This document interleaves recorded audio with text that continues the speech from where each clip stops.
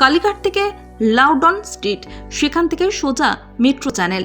সেই দিনটা ছিল রবিবার বিকেলবেলা, ৩রা ফেব্রুয়ারি ২০১৯। তার খানিকক্ষণ আগে শেষ হয়েছে বামেদের ব্রিগেড সমাবেশ।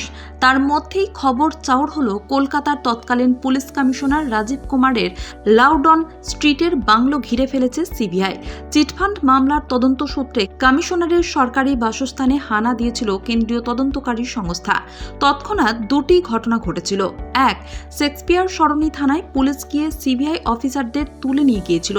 দ্বিতীয়, তার অব্যাহতি পরই স্বয়ং মুখ্যমন্ত্রী তথা পুলিশ মন্ত্রী মমতা গিয়ে পৌঁছেছিল রাজীবের বাংলোয়। সেখান থেকে পুলিশ কর্তা এবং সরকারি আমলাদের নিয়ে শটান মেট্রো চ্যানেলে ধর্ণা শুরু। টানা ৩ দিন চলেছিল সেই ধর্ণা, যতদিন না রাজীব সুপ্রিম কোর্ট থেকে রক্ষা কবচ পেয়েছিলেন। বিরোধী নেত্রী হিসেবে ধর্ণা, বিক্ষোভ এবং অবস্থান বরাবর তার আন্দোলনে থেকেছে।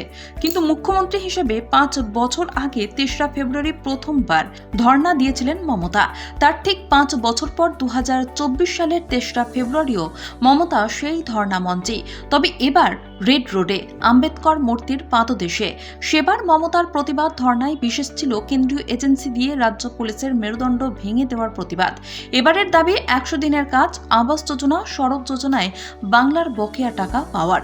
বস্তুত এবারের ধর্ণা কেন্দ্রীয় বঞ্চনার বিরুদ্ধে হলেও কেন্দ্রীয় তদন্তকারী সংস্থার বিরুদ্ধেও সমানভাবে আক্রমণ শানাচ্ছে তৃণমূল।